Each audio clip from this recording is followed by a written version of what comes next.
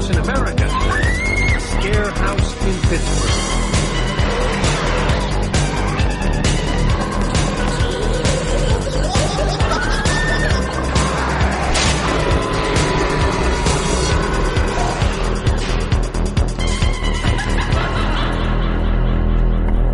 Welcome to the ScareHouse podcast. I'm your host, Katie Dudders, and today I'm joined by two very, very awesome people. On my left, Scott Simmons, creative director of ScareHouse. Hello. And on my right, the magical Crystal Rupp, our director of operations. Hello. Well, our soon-to-be not director of operations? Yes. Yeah. This is a sad podcast. It's not really. We're going to reflect on some awesome things that happened in this past year, and unfortunately, we're losing Crystal this year, which is a huge blow to us. She's abandoning us for... Yes. Where are you going, Crystal? Sunny, California. My fiance got a job out there, and we're packing up and heading west. Wait, what? Surprise! Yay! Damn it! I hate this podcast. So we're going to reflect on Crystal's career. It's been a long one. How many years have you been with ScareHouse? 9 years. 9 years. If I stuck around one more year, I would get my bag, but I don't get my bag. This serves you right. I know. For abandoning us. I started... this is January. This is my 10th year. So could I still get the bag at the end of October? Well, wait. Was it consecutive, though? Didn't you miss? No, I was consecutive. Oh, I went down. that's right. I acted for a little bit. So, back in, I believe it was, what was the first year in the building? 2007? 2007. Well, let me, before we jump into this, because we have a habit of doing this, as I've been told. We don't really... The podcast, we haven't done a podcast in 6 months, and we just jump right back into it. Dudders, what's your title? What do you do? Oh, I'm director of sales and marketing. Okay. Shenanigans. And you have also been part of ScareHouse for how long? Gosh, is it 7 years now? Yeah, something like that. 7th year. So, not to disrupt Crystal's flow, because we'll get back into it, but by way of introduction, ScareHouse has been around since 1999, but the scale of our show and impact and everything else really blew up in 2007, which is when we moved into the building that we're in now, the 100-year-old building in Etna. Mm-hmm. And then it would have been 2008, I guess, when you, Crystal, first started working with us as an actor. Yeah. So first year was an actor, and then the following year I was a haunt manager for a brand new haunt called Rampage. That was our steampunk haunt. The year after that, I was the house manager, so I was in charge of pretty much the entire operations the nights that we were open. I did that for 2 years, and then I went back to school to get my bachelor's, so I acted again for 2 years. So what are we up to now? That's 4 years, 5 years? I don't know. We're counting on fingers. Yes, literally. After that, I came back and I managed the second year of the basement. I did a lot of the creative work and the build with Margie. And then last year... I guess, I don't know, at what point do we switch from last year to 2 years ago? Because it's 2017 now. So in 2015, I started full-time as director of operations, and that takes us to now. So that's my haunting career. Yeah, and you've really been, potentially, I think more than anyone outside the owners, you've been there sort of on the ground level as we've grown. As mentioned before we started rolling, I'm doing a big... sort of purging, compressing. We use a couple different things for all of our files and archiving digitally. But Dropbox is a big thing that we use for Dudders, and I use, Katie, also known as Dudders, and I use for a lot of our promotional stuff. And that has become, both the Dropbox has become a digital clustery mess, and then within my own home, there's just boxes and boxes of combination of stuff that should have been thrown out. Like, I don't really need 2008 radio proposals anymore. But then intermixed with that would be all these great photos and archives and stuff. And I was thinking about that as I was going through all this last night, that, Crystal was there, again, back in 2008, when the haunt certainly did not look the way it looks now. It did not have the size of the cast. You're sort of in a unique position of seeing how we grew from... I think when you started, the owners all had day jobs. We all had, other stuff that we were doing. So, I think today, both Dudders and I sort of thought it would be fun to look back at your journey, Crystal, and how much things have changed from back then to today. Yeah. It's pretty amazing. I remember my first audition in my first year of working for ScareHouse, and it was, I came in with my boyfriend at the time, and we just sat down and we talked to Barb. There was, like, nothing crazy. It was just, like, Barb was just sort of getting a feel just to make sure we weren't completely insane. Yeah. And then we were hired. And it was very, like, low-key, casual, definitely not nearly as structured. I think we missed the regular audition, so maybe that was some of it, but we, like, reached out later and we're like, hey, we're interested, and we came in and we talked. I was so mad the first year, but I stuck with it because I loved it. So I was a cook. I was a server and a cook at my day job, and they cast me as a chef. That's right. In the Haunt. And I was so mad because I went from doing, like, cooking and serving and doing restaurant work all day to being a cook at night, even at, like, a zombie. It was like a weird, like, pussy, gross cook. But it was, I was so angry. But I stuck it out because I love the job. I fell in love with scaring people. If you've never done it, it's absolutely a thrill like nothing else. It's also way more exhausting than you think it would be. Yes. Yeah. Had you had previous acting or scaring experience? I acted a lot in high school. I did all the plays and musicals, either both behind the scenes or even on stage. And I was also on the school's forensics team, which is like the speech team out here. And I know they don't call it that everywhere, but we had a forensics team. It was the coolest. Yeah. And I did, I would do the poetry, prose. I would do the more theatrical elements of that. I actually won states. I got 3rd place in radio announcing for forensics. Yeah. Mm-hmm. Cool. Yeah. You didn't know you had an award winner on your team. No.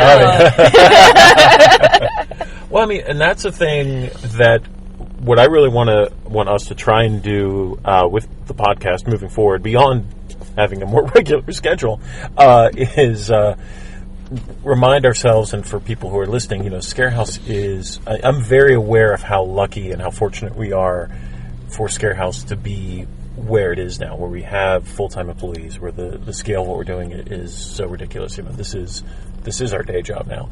But remembering those early years and how we got from there to here, and I think a big part of it was when you say, you were a cook. I was trying to remember, like, why were you a cook? And like, I remember why you were a cook, because we had so ScareHouse had existed. We were a relatively small, not relatively, we were a pretty small show, and we were between locations, so the majority of our entire show fit in one 48-foot tractor trailer. Yeah. Sorry, thinking about trying to do that now would just be insane. Oh, boy. And once we moved into the space, which was much, much, much larger than what we were doing at the time, we realized we need to fill this space. And I had remembered years previously going through a haunted house in, of all things, a bowling alley family center about 45 minutes north from Pittsburgh. And I also remember there not being a lot of people there. And so, sure enough, contacted them. They were sort of getting out of the haunted house business. It hadn't really worked as well for them. That entire attraction had been built by Oak Island, who at that time, I guess they're still involved with Busch Gardens. Still do it, yeah. And I don't want to speak too ill of that bowling alley group, but they sort of did the textbook example of what I see a lot of people in the haunted house business doing now, of still to this day, of they owned a business, they heard haunted houses were doing really well, they went to one pretty popular haunted house Halloween event, saw the lines, then they went down to Florida and went to Busch Gardens, saw the lines there, and went, oh, this is a great way to make money, and jumped in with both feet without really doing the research or committing the amount of money that you should to marketing and planning and budgeting and everything else. And so as a result, we were able to get, basically the contents for 2 fairly large haunted attractions that were in this bowling place. And my memory is that one of them was sort of a coal mine theme, and then the other one was more of a traditional haunted house, and that traditional haunted house had a whole variety of themes. To my long way of saying, why do we have a cook? We had a cook because we had all these weird kitchen pieces. And my memory of the first 2 years of ScareHouse in particular were just, okay, here's all the stuff we have. Now at ScareHouse, we're sort of at a point where we can sort of come up with a theme of, here's a theme that excites us, here's a concept that excites us, let's start from ground zero. then it was very much of, okay, we got a kitchen set, and we got some coal cars, and we got some a bunch of stuff that feels vaguely Victorian era industrial. Like, so many of the core decisions for the first 4 or 5 years of ScareHouse were, what do we have that we can work with, and how can we adapt it? And hence, like, well, they have a facade, so they had a facade for their haunted house. So in the middle of ScareHouse, we had a facade, we had a mansion, and then we sort of recreated the Oak Island rooms in there, including the kitchen.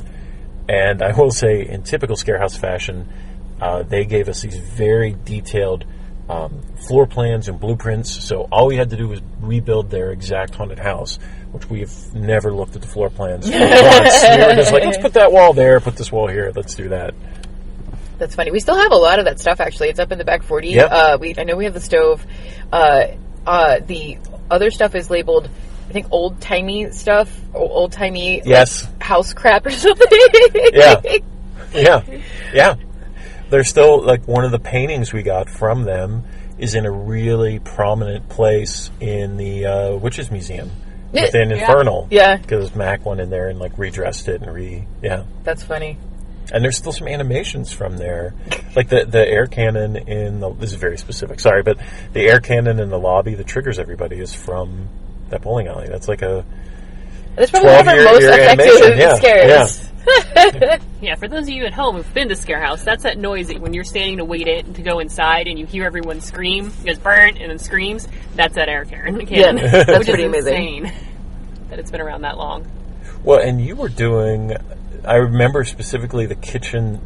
So the kitchen set where you were. Sometimes Tracy Campbell, who has been part of ScareHouse since 2007 as well. There were some nights we'd be so short-staffed, she would work the kitchen and then the room before it. She would just be like 2 different characters. Yeah. And basically, like, every few groups, she would just not only like switch room but switch character, just to keep it lively. And it was very low-tech, but still effective, banging pots and pans together, get out of my kitchen, that kind of... Ugh. I'm so mad I used to say that. Actors that work for me, cover your ears right now. But that first year, I was having so much fun. I loved banging those pots and pans around. I had a pot that had a chain on it, and I would just whack it against the wall. And I remember either Barb or you came through, and you were like, I love listening to you, because I just hear the thwack and then the scream, and then the thwack and then the scream. But by the end of the season, my hand was so swollen and bruised, but I just couldn't stop. Yeah. Oh. Okay, actors, you can uncover your ears now. Yeah.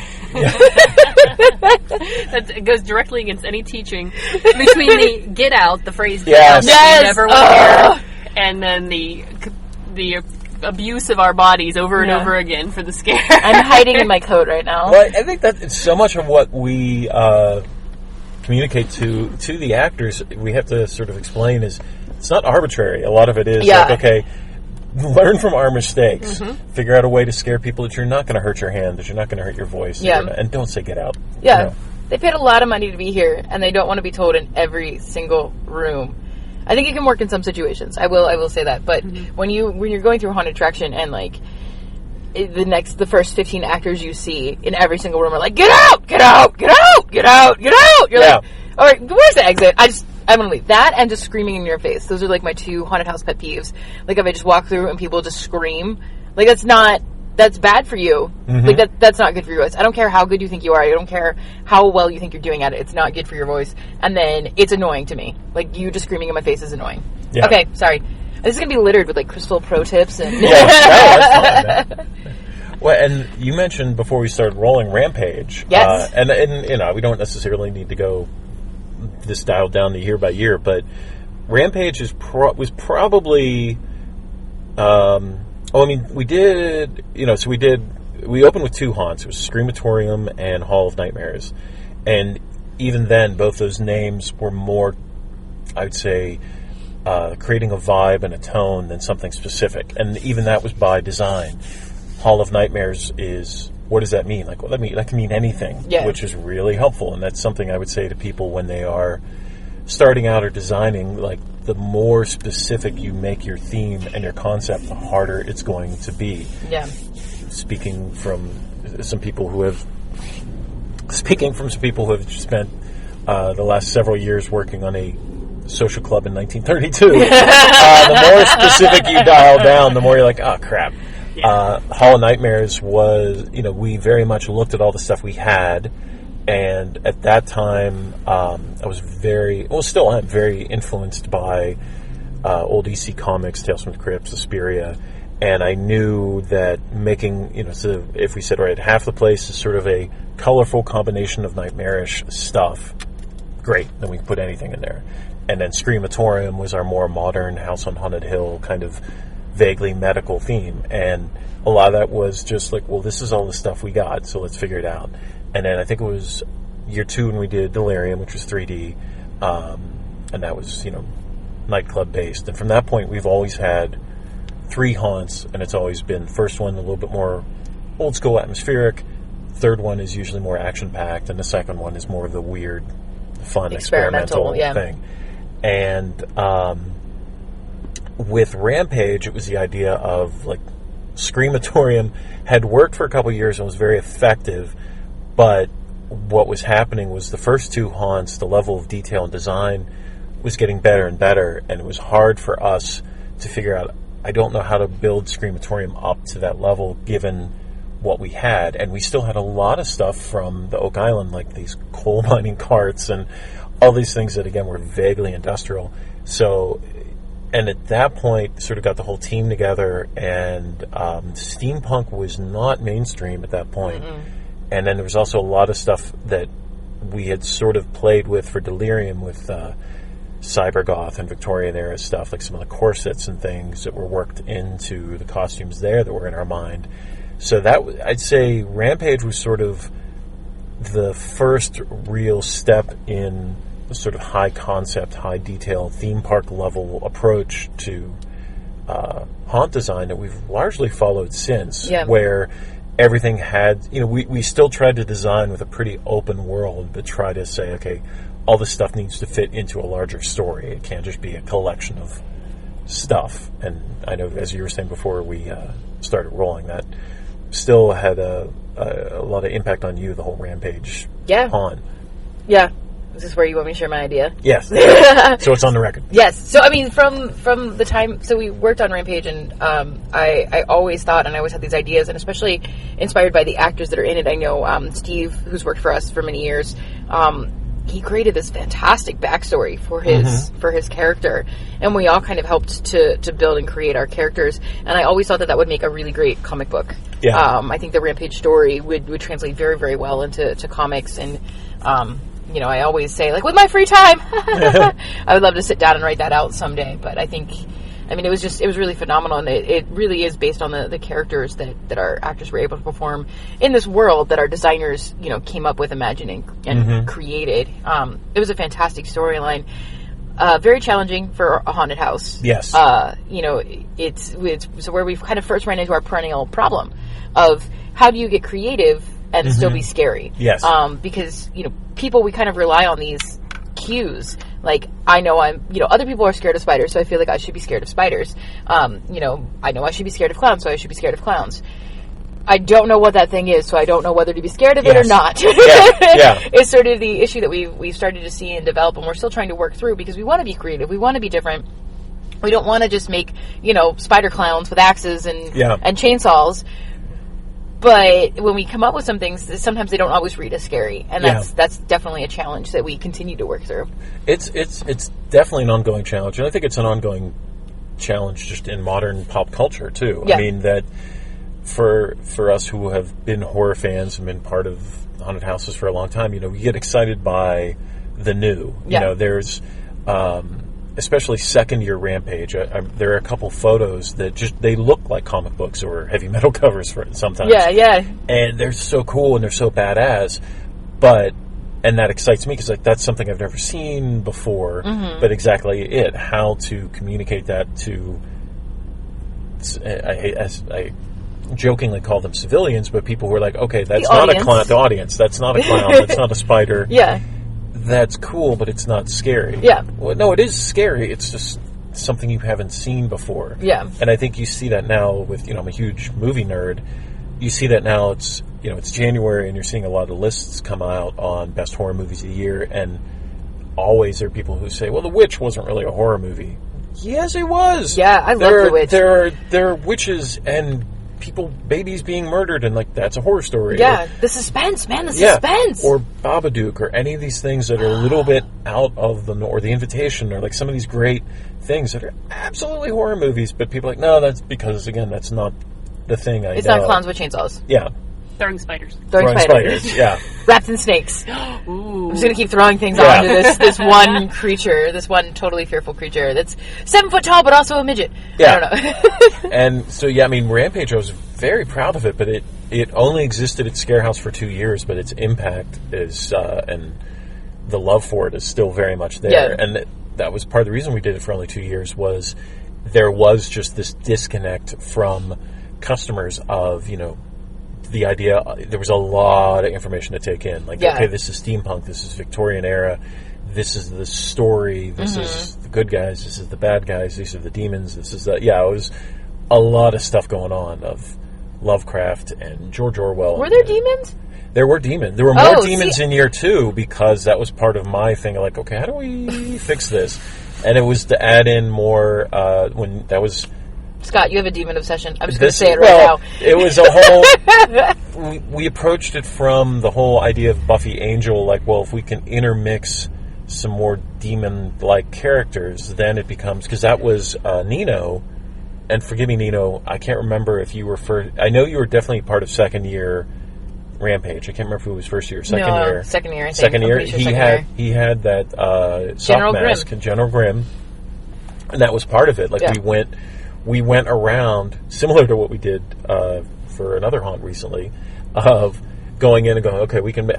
It was that very knee jerk, we need to make it scary between this Saturday and next Friday, and it was okay. That guy who's jumping out in the general mask is a demon now. Here's your mask, and it was just a matter of okay, even if they can't necessarily get it or understand it, they can at least be scary because there's some weird demon-looking thing coming out. Yeah, and changing it up that way. See, I always thought, isn't this awful? I always thought that those characters were just the director's creations. They weren't actually demons, but the director experimented on people and created these sort of human-animal monstrosities. And that's what I thought those characters were. I don't think I ever thought of them as demons from hell. Interesting. I believe, and I could be misremembering, I believe the idea was that there was the rebellion between the director and his, Daphne was one of his creations. Yes, yeah. The director was taking...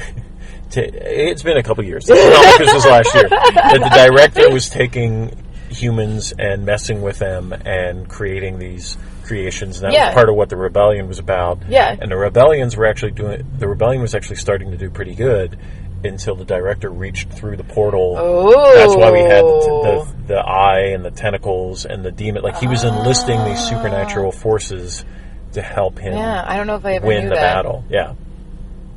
It's all part of the larger story. It all ties into summoning. And that is not true, but I will say it is.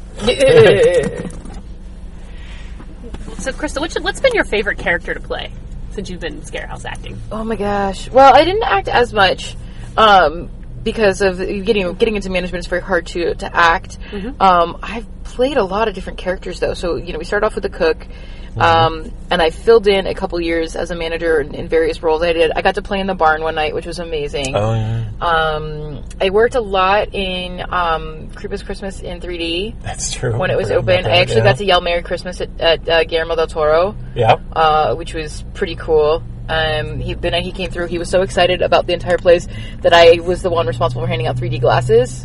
I had a fun character for that. She was this cranky New Jersey DMV lady. Yes, I'd forgotten about that. Yeah. Yeah, and he refused to stop. He just bowled through because he was just so enamored and in love with everything. And I was like, what? Come back! Come and get your glasses. You need your glasses. And he was just gone. I think you actually grabbed them from me. Yeah. And was like, here, no, seriously, put these on. Did we tell you Del Toro was? I can't remember. Who I knew. You knew. I knew. Certain people knew. Yeah. Oh man. What else have I done? I had a character when I was in Rampage. She was fun. That was really cool because it was created for me, and I got to add sort of my own flair to it as well. You're in the trailer actually. Yeah. That shot of us going over your shoulder. Yeah. what else? And then just throughout time, I've just filled in various little roles here and there. I think it's the most recent, but it was also the most fun. Maybe because I hadn't done it in a while, was getting to play the Mother Demon this year. Mm-hmm. I took one night because I knew it was going to be my last year with the haunt season, and I got in makeup, got in full costume, got my hair teased about 3 feet high. I'm not even kidding. It really was that gigantic, and just spent the night terrorizing people, and it was so much fun. It was such a great. I love that space. Nino, you did such a good job. Mm-hmm. So it's created so you have this sort of loop to work in. So I would charge the customers, back up, loop around the chain link, and then I could get them again, or to get the next group as they were coming in. It was a pretty busy night. It was later in the season. Yeah. And it was just so much fun. It was a great spot. And it actually kind of inspired me that I think that our management team, I mentioned this to Dudders, but I think our entire management team, including you, Scott, should take some time and act again for a little bit so that you can remember. I love to do that. I miss acting so much. Yeah. But it's a good reminder, and it's a good way to sort of relook at the space as well, because you think things will work, or you get these ideas of what should work or how it should work. But until you actually get in the space and try it out, it's a very different thing. And it's very easy to forget how exhausting the acting is. It's incredibly tiring, because it is, for those of you that work out, you're pretty much doing like a burst movement every 30 to 60 seconds. Yeah. And, you're going from, for me, for the role I was doing, I was going from a crouched position up to standing. So I was like squatting, like squat jumping every 30 seconds for, 6 hours. I will never say this officially on official marketing channels, but a little inside tip to people who like to go to haunted houses: maybe don't ever go on the second night they're open, because every single actor who hit it really hard that first night and are so excited to be back, they wake up that next morning, the second day, and they're like, "Oh, how?" Yeah, it takes a while, and that works for the build team too. There, as we're all sitting here in the Dunkin' Donuts parking lot, no less, after the holidays, and realizing, there's always that point when we start the construction that we're like, oh, these boxes got heavy over the winter, and this building has a lot of stairs. So many stairs. So, by October we're sprinting up them, but yeah. That's so true. I forgot about that. Now, you talked about Del Toro came through. We've had a few celebrity guests over the years that you've been able to see. I mean, we've had Michael Dougherty, we've had Elijah Wood, we had Impractical Jokers this year. Have you ever had that moment where you're like, oh, poop, that's so-and-so, and just kind of like froze, or even just meeting them, having that starstruck moment? Even for you, Scott. For me, that I dealt with that moment when I was in college radio. I got to interview the drummer from Typo Negative, and I totally froze. Mm-hmm. So after that point, I was like, that is not happening ever again. I got this. So it was Elijah Wood probably had the biggest impact on me, because that was the year I was managing the basement. And when he first walked up to me, I actually jumped. But not because it was Elijah Wood, because his eyes are really that blue. It's crazy to say. He is such a great guy. And it's funny, again, as part of this archiving thing, I saw a photo recently, and he's front and center, and like he is such a wonderful, great guy. But he is absolutely like, let's do that, let's go, let's go. Like, and it's remarkable. You see, it's a photo of him with the majority of the basement cast.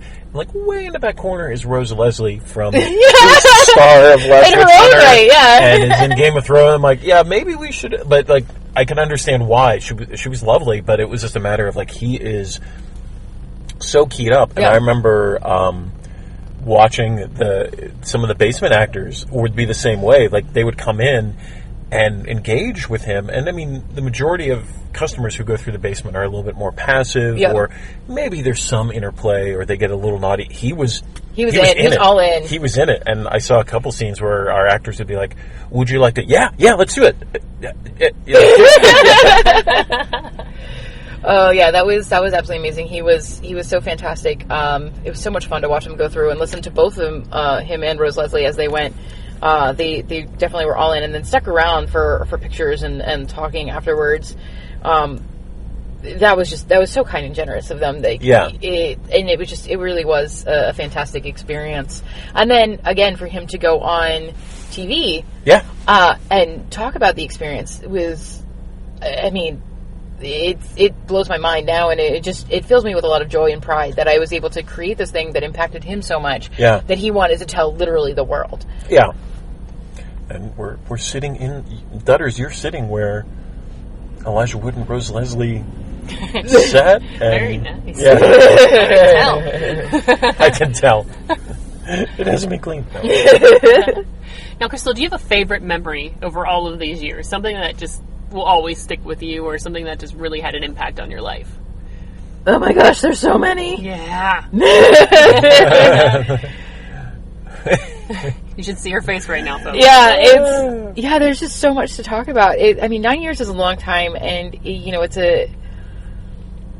working for a haunted attraction isn't like any other job I've ever had or probably ever will have. It's a fun job. You're working in the entertainment field, so you're dealing with all these different kinds of people and getting to know tons of people from all over different walks of life. One of my favorite actors is a nurse, a manager. She manages a bunch of nurses at a hospital. Like, I would never meet that person otherwise. Yeah. So, oh my gosh. Well, and there's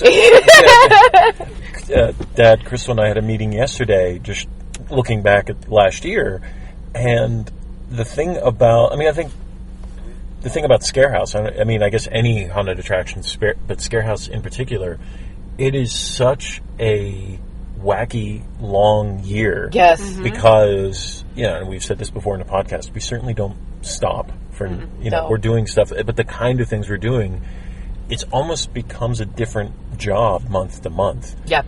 Because there is the planning phase, the building phase, the operational phase, and then the wrap up, but then the marketing, and all these things. It's so hard to think about, for me, certain kind of jobs where you're like, okay, whatever you did for that week in January is very similar to what you might have done in June. April or Yep. June or August. Whereas with us, it is so, each month is such a different kind of attitude and different kind of energy and different kind of tasks at hand. It's amazing how many hats we wear. Yes. I wish I had a physical hat, so I could just be like, okay, I got to put myself in this mindset. I'm in a customer service mindset. Okay, I'm in a marketing mindset. Yeah. I'm in this mindset. I'm a build mindset. I need a tool belt. I just need Oh, that's another thing. Crystal is notorious for her fanny pack. Yes! Haunt managers, get yourself a fanny pack. It's so convenient. Yes, I was quite chill. That was quite chill. I think every time I've worked as a manager of a haunted attraction, I had some sort of belt or fanny pack on me to carry the things that my actors need. Because inevitably, as you go through and check on people, they need cough drops, earplugs, mints, Band-Aids. It's so convenient because you don't have time. It doesn't make sense to run back and forth. Just rock the fanny pack. Put your flashlight on it. You get candle batteries. Just everything that you need. It's right there. You're ready to go. I have to admit, when I was the in Forsaken one, I was the haunt manager for that. I was a doll. I wore a dress. I had my face was half painted. I carried a gun, and underneath I wore athletic shorts because I had it in my pocket. You need pockets, yeah. So if you ever noticed, I was reaching up under my grab it in my pocket. Here, I got some mints for you. Where did those come from? You don't want to know. But yeah, no, the fanny pack was amazing. Yeah. I'm jealous. I'm quite jealous. Well, it's something that I think I'm going to say that all the ScareHouse management team shares is we're all addicted to optimizing, and it's and a lot of what you're talking about is every process, almost to a fault. We're saying, how can we do this better? How can we make this easier? How could we? And I think, Crystal, with having you there from the beginning, so many of these things, from the interviews, from the training, from the makeup, you are constantly looking for, how can we make this work better? How can we make, we were talking about something just, again, before we started rolling about, I think not just in haunted attractions, but a lot of businesses can fall into that thing of, oh, we're going to do this because this is how it's always been done. Mm-hmm. And 9 times out of 10, we might reevaluate and go okay, it still makes sense to do. But I think all of us have gotten in a habit of, is there a way to do it better? Is this worth doing? And, if the answer is yes, then sure. But sometimes you're well, maybe not. Yeah, so that's literally my life. My brain just operates that way and always has. I remember hearing a story on the radio. I have no idea if it's true. I tried to look it up and find out. Some radio programmer, they were talking about how people used to plant corn in 10-foot rows so there'd be room for a horse to go through. And then they industrialized, but they were still planting corn in 10-foot rows, even though there were machines that didn't need that much space. And someone was finally like, hey, let's optimize this. And that just really, like, resonated with me. And so, like, literally everywhere I go, and at my fiance, I've kind of got her, like, into this mindset as well, where she, like, can't look at anything without looking at it and being like, how can this be better? Yeah. It's good because, you know, it's allowed me to be good at my job and help, you know, improve process, et cetera, but it's the most frustrating thing ever because I can't go anywhere and enjoy anything. Yes. Because I'm always like, you know, it could be better if, you know, it would be so much better. You know, they would not have this long line if. Yeah. And it's, I just want to turn it off. Yeah. Well, and I'm as a big theme park nerd, and that's the thing that when you see it done well, it fascinates. Yes. Like, you know, it goes like, oh, they, at some point, Yeah. they would have said, if we move this tree over to here, then this will, Yeah. I think that's the fun thing too, is experiencing different places. Not necessarily haunted attractions. We can go a lot of different places Yeah. and see, you know, and take things and learn things and go, oh my gosh, I like how they did this customer service process. I like how they did this, you know, how they do their hiring process. A lot of our inspirations are not necessarily just from the haunt world. Yeah. Well, and I think if I can speak for the three of us, at least in the mobile studio here, I think both ends of the spectrum will drive us nuts.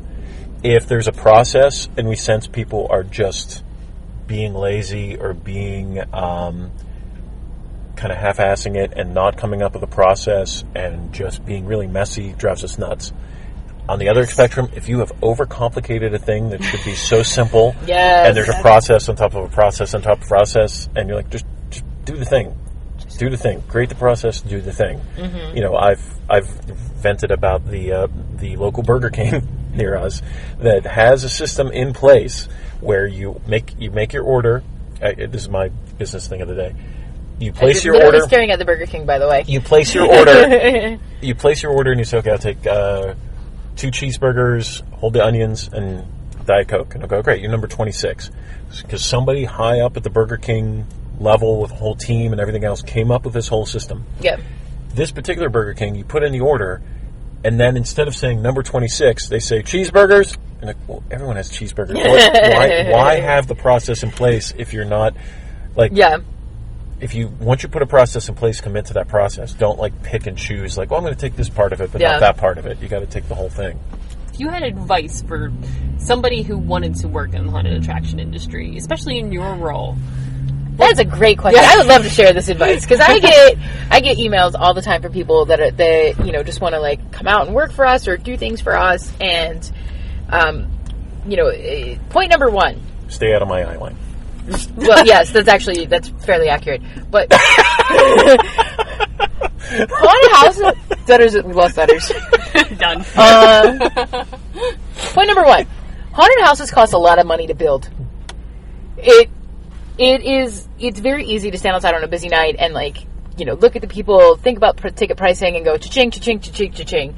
But it's much harder to go through and, you know, count all the actors and go cha-ching, cha-ching, cha-ching, cha-ching. As you see payroll, those animatronics are not, you know, cheap. Plywood, you know, that builds up very, very quickly. And you would be amazed at how much paint we go through. And that's just, like, regular, like, paint. Just paint. So haunted houses are, you know, way more expensive than you realize. So even if you think that a haunted house is doing super, super well, that does not mean that they have the money to fly you in from the middle of nowhere to come work for us. Yes. Like, don't just reach out to these places and, you know, expect to be flown out or be demanding or pushy about it.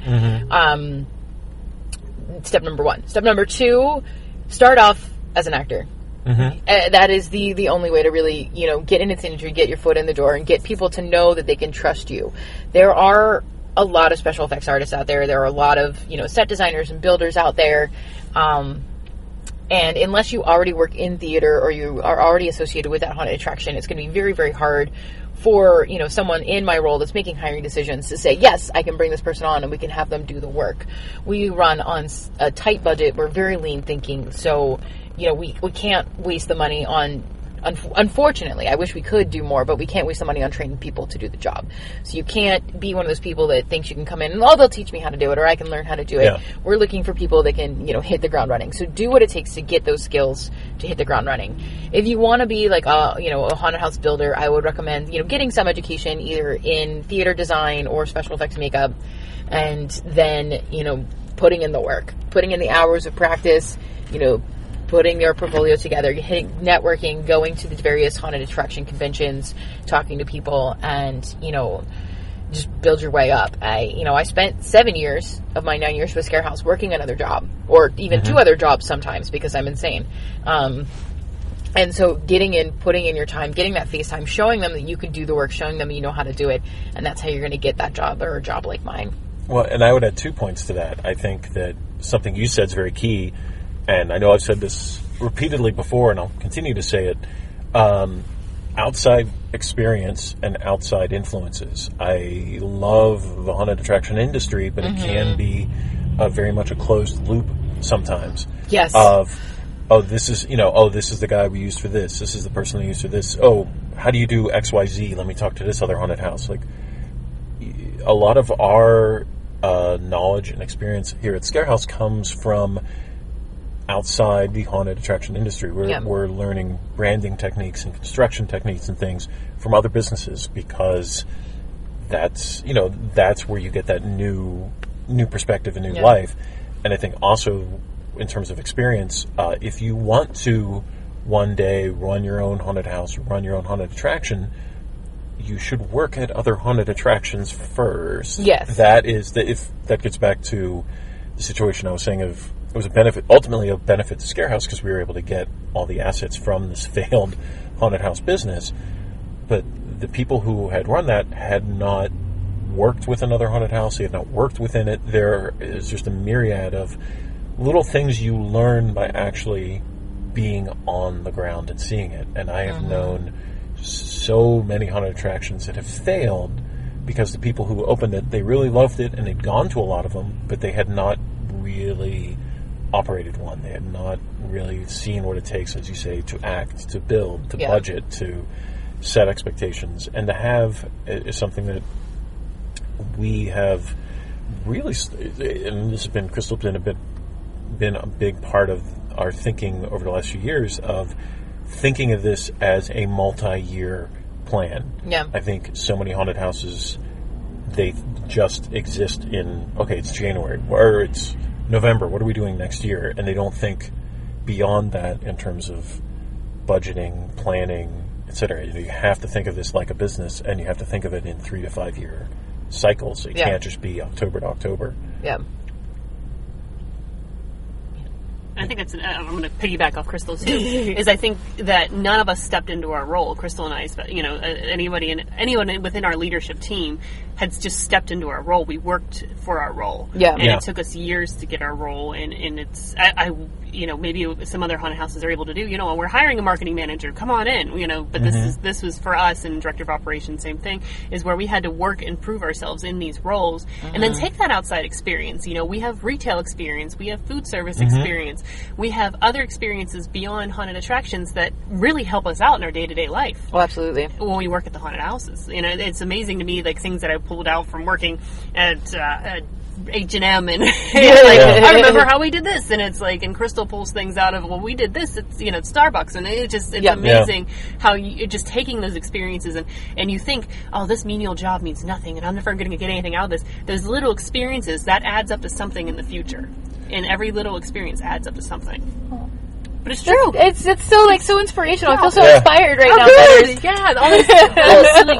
Well, both of you hold positions that didn't exist until we essentially created them for you. Yeah. It was, and I think that gets back to the experience too, when you're trying to apply for a job or work for a job.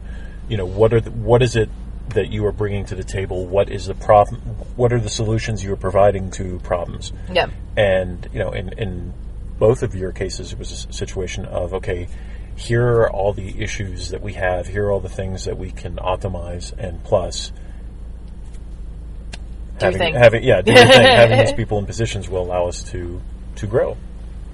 And grow we did. Yes. Beautiful flowers. Beautiful corpse flowers. So should we look back on this year specifically? Yeah, we haven't really done that yet. This year. Yeah. Which was sort of the original theme of the episode. Yeah, right. I like the Yell About Crystal. That was more fun. A podcast going on a tangent? Get out of town. For most of the podcast. Listen, no one knew what we were talking about until we started talking. I Whoa. can change the words to whatever we want. Whoa. I know. The title can change like that. So yeah, this past Made season... a new timeline. I can do what I want. I can bend time. It's Bernstein! Okay. Oh, this is going to kill me. So we had a good last year. It was pretty good, I thought.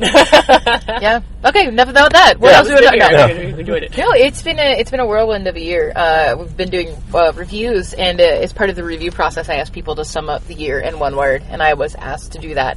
And my word was roller coaster. Oh yeah. Agreed.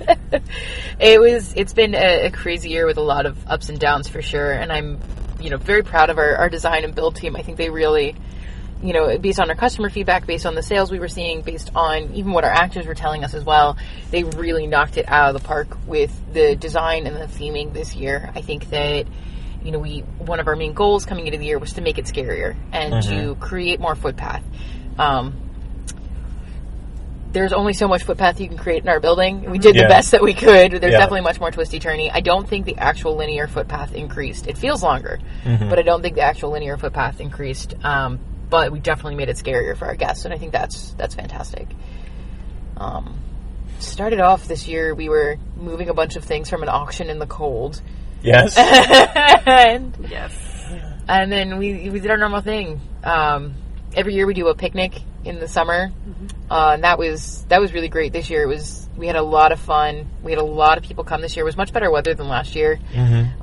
Played some fun games. What else did we do? Don't let me do all the talking. It's so hard to think back on all of it. Even just this year. Well, a lot of it, how can I say without... I think a lot of it was... We had a pretty small, tight team this year, but it was like we spent the early part of the year really digging in deep to the data that was presented in front of us and really sort of being introspective of, again, with this long year plan, like really looking at data for the last couple of years, like what were the customers telling us and then what were we feeling? Yeah. And I mean, it was a legitimate mission statement of, okay, this year, and we always want to make money, but this year we also want to have fun. Yeah. That was one of our goals too, yeah. And what can we do this year, because it is a tremendous amount of work and it is challenging and you're at the whims of so many things that are out of your control, but what is it that we can do to make this fun and rewarding for us and for the customers and everything else? So I think that was a big thing, was we did not, with the exception of getting all that stuff from the auction early in the year, we sort of waited a bit before we really jumped into construction to really sort of have those sort of heart-to-heart moments of what is the direction we want, what are some of the themes we want to deal with. And I think that really, I seem to remember more, not just more meetings, because that sounds kind of eye-rolly, but more just like in-depth conversations and off-sites about and taking time to really like dig into different influences and trying to mash stuff up. And really, I think it was probably the strongest opening weekend we've ever had in terms of it all working. I mean, we've without mentioning specific haunts or seasons, we've had that experience of opening night and going, okay, there are a couple bugs to work out, and then it being hour 2 and going, oh, this, it's just not working. There's 6 minutes of this experience that is just not working at all.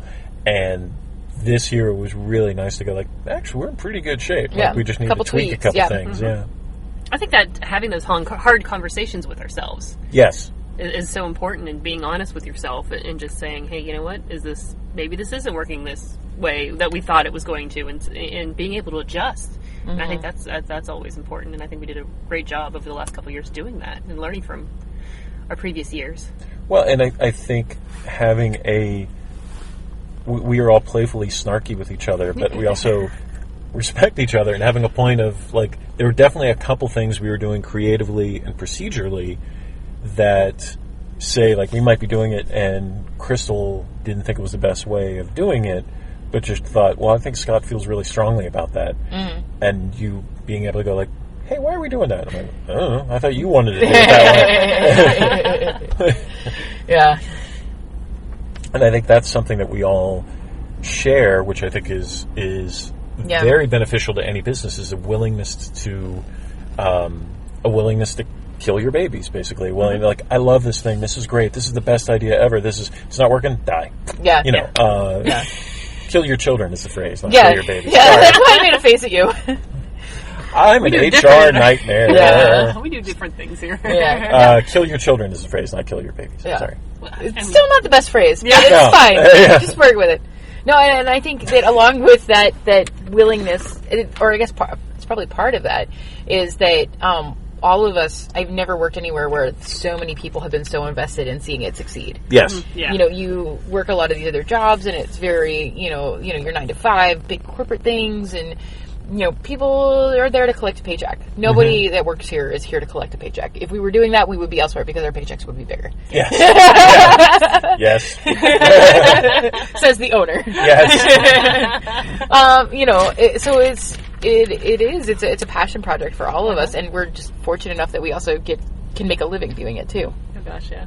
And it's funny because we're talking about this, and it's like, yeah, we're fun. We always have a great time. We work well together, and then there's our moments where we all butt heads. And Oh, yeah, absolutely. we all have our idiosyncrasies. We all have our things. I think and- Scott and I have both stormed away from each other at some point.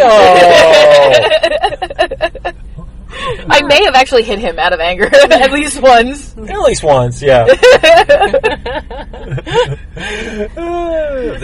Well, remember, there have been a couple times our banter was in front of... Like, You can bring it yes, up. yeah. Because there's sometimes, like... What is it? Like, there's the way you act at the dinner table, and then there's the way you act when you have company over. Yes. And we were tired, and I was like, "Oh, you say it, sister," and you just like you and I, like you just like said some foul language in my direction, and I just yeah, and then I remember we There was both someone realized else. there's somebody else in the room, and they're probably like, going, "What the hell kind of workplace is this?" I'm pretty sure I gave you like 2 giant middle fingers, Yeah. and there was an actor in the room, and they Yes, that was it. they just looked, they were like, what is happening right now? This is like, I just gave my boss and the owner of the company that I work for 2 giant middle fingers, and yeah. And I still had a job, and Yep. he was laughing about it. So Yep. We're dysfunctional. It's amazing. Well, and it's somebody. It's funny how I think sometimes people can have this perception of because I am on social media and outspoken and everything else, of this idea that I come in with these grandiose ideas. I'm like, you do this, and I know certain other haunted attractions, they are operated with, it's a very sort of I don't know, I want to say authoritarian, more Dictatorship. Of you do this, you do that. And like, if you could see some of the meetings where I, as the owner, who is financing this and has been in the haunted house business in one form or another for over 30 years at this point, for longer than I've been alive, is like saying, okay, we're going to do XYZ, and a table of people are like, no. But I want, no. And this is why it won't work. Yes. Dream Killer. That's actually my Yeah, secondary Dream title. Killer. Yeah. I am Director of Operations, Dream Killer. Yes. It's true. But I will say this too. All organizations do need a dream killer. You need somebody, because... And if anybody on California is listening and isn't hiring for a dream killer, let me know. I'll be looking for a job. But I mean, when you kill dreams, not babies but dreams. That's my new hashtag. It doesn't come from a place. It doesn't come from a place of just fear or that's scary or no. I think that's an issue that I've run into before, where I am always somebody who's like, "Oh, that might work," or "Let's try this." Yeah, I will throw out a suggestion with I believe the understanding that, okay, now we're going to research that and crunch the data and see if it's going to work. Yeah. And then I respect the process. I think sometimes people will be too quick to say, no, that'll never work, and they don't take the time to do the process. And sometimes, anecdotally or instinctively, they feel like it won't work. But if you sit down sometimes and look at it and look at the data, then actually that could work. Yeah, or that would be fine. And that's where I think it is important to have the dream killer who is not just like, no, who can say like, no, and here's why. Yeah. And I want an actor rigged up, jumping from a creative boxes to another creative boxes all night. Okay, well, let me call the rigging company and work up the math. And work out the math. Yeah. And, here's how many times they would have to do that one night and have the rigging company laugh in my face because you could not do that to another human being. Yeah. And we're all data nerds. Yes, which that is too. fantastic. Yeah. Well, and it's easy on a marketing level. It's easy to get into that too. Of, oh, should we do this thing? Oh, it's only going to cost $500, and hey, if it brings in whatever 20 people, it'll have paid for itself. Well, yeah, kind of, but that's actually taking money from this other place, and then you can't do this and you can't do that. And I'm very anal about that, which is why my promotional budget has never gone over once in all the years of doing things. I said it, and it's true now. It's on the record. That does not make it true, Scott Simmons. No, sure it does. Promotional budget's really more of a guideline. No. It's a goal to overachieve. Yes. Wayne, I'm so sorry. Yeah. Wayne, I am so sorry. I'm giving over 110%. That's our goal. I gave my promo budget 110%. Promo budget. Sometimes 120. Anyway, Oh my gosh. So yes, we are totally going to miss Crystal like you wouldn't believe after she's gone, and which is why we're not letting her leave. This is the podcast intervention. Wait. Doors locked. Okay. In the car with us. But oh my gosh, we wish you so much luck. Thank you. And just everything. And gosh. 9 years haunted houses, so we'll see what the West Coast holds. It'd be very weird next October to possibly not be working in a haunted house and have Halloween free, number one. Yeah. And not be someplace where the leaves change color. Oh. Yeah. I don't know if they do, but I don't think they do. Not like here. Not like, like Pennsylvania is definitely different from like, even further New England, but they're still like very nice change of seasons. And it'd be very weird that it'll be like the same. Well, that's one of the reasons why, Thomas Tull from Legendary had been a long time ScareHouse fan, but that when Guillermo and Mike Doherty and some of those other guys came out all those years ago, part of the reason they did is that they were missing that. Yeah. Michael Doherty grew up in Ohio, so he had this kind of Midwest Halloween feel. Yeah.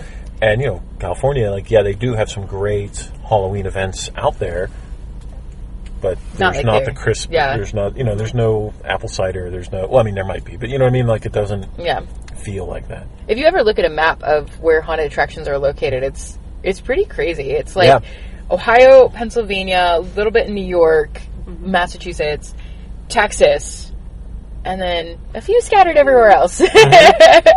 But Texas are really big in Texas, and I'm guessing they have tons of space. And the weather's great. And then New England, of course, it makes sense. New England, Midwest, and then that's I think that's one of my theories for why. One of the reasons why I think you're seeing escape rooms popping up so much is they don't take up much space. Yes. Having just spent a lot of time in California this last year, and looking at what the costs are and everything else. Well, I don't even want to talk about my rental budget for my next apartment. Yeah, you're...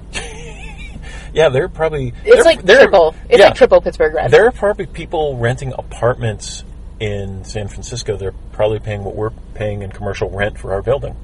Yeah. Accurate. Yeah. Accurate. Yeah. So, when you say, why aren't there haunted houses? And, all those industry big shots, because rent. Yeah.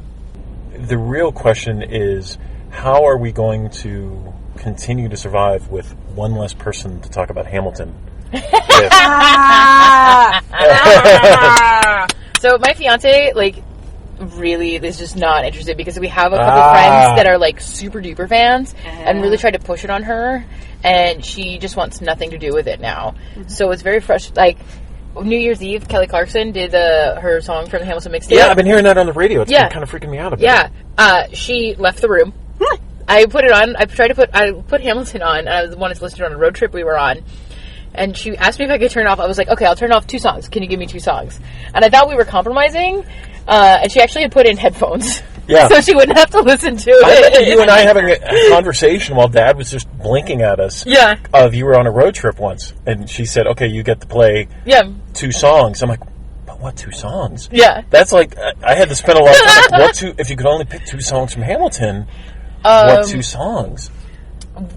Definitely, probably the first song, of course. Yeah. And then I love Aaron Burr. Okay. So Okay. probably wait for it. Or Interesting. Oh, why can't I think of all the titles now? There's a Can't Stop song. Non-stop. Nonstop. Yeah, I like that's Miley. Yeah. Miley Cyrus there. Wait for it. Yeah. Wait for it and the intro. Yeah. Yeah. Interesting. And now of course, Nicole and I, at least, our design manager Nicole, we will at least be able to start talking about La La Land because we're both obsessed with that. Yeah, You see, I've that's heard good thing. things. Yeah. I have not seen it, but I've heard very good things. Yeah. So I guess what I'm saying is with Crystal's leaving, we have an opening for somebody. Blah blah blah blah blah. Being organized, business, work ethic. Musical theater is what we're looking for. Somebody who can talk. Not even musical theater, actually. Very specific musicals. Yeah. Yeah. No. That's not true. And now Scott's inbox will become flooded. Yes. With Email Scott. So as we wrap up, Yes! How does a bastard Orphan, son of a whore and a Scotsman. we're going to keep playing the song. You're going to keep playing the song I until you can't take put us that- out. I can't even put this on YouTube now. You're getting us kicked off. That was enough. That was just a little bit. That would be fine. That don't get picked up. Copyright. Copyright. Lin-Manuel Miranda. Please appreciate all of the inspiration that you've given us and just our attempt to give back to you and your art. But I will say, and this is for serious, when we talk about outside influences, the Hamilton, the book Yes. that you and I both Yes. read, and just as you read interviews with Lin-Manuel, like a lot of that stuff did actually influence ScareHouse, and there's so many creatively. There's a lot of things that influence ScareHouse that come from very strange places. Yep. And looking ahead to this year, I can tell you there's a couple of the movies I saw, not La La Land, but a couple other movies that are definitely going to inspire creative directions and things with ScareHouse that came from some of the movies I've seen for the last month, and not Rogue One.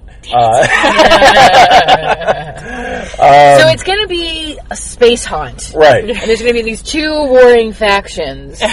But you find influence, and from someone like Lin-Manuel, who's a triple hyphenate, again, somebody who wears multiple hats. Yeah. And having him explain his process, and in reading that book, which is all about the amount of work it took to develop this thing, which is very much a mashup of a lot of weird stuff. Yeah. We're talking about Rampage being kind of a weird sell. Think of what Hamilton is. It definitely breaks the mold. There's nothing about that. So I think you can draw a lot of inspirations from Hamilton.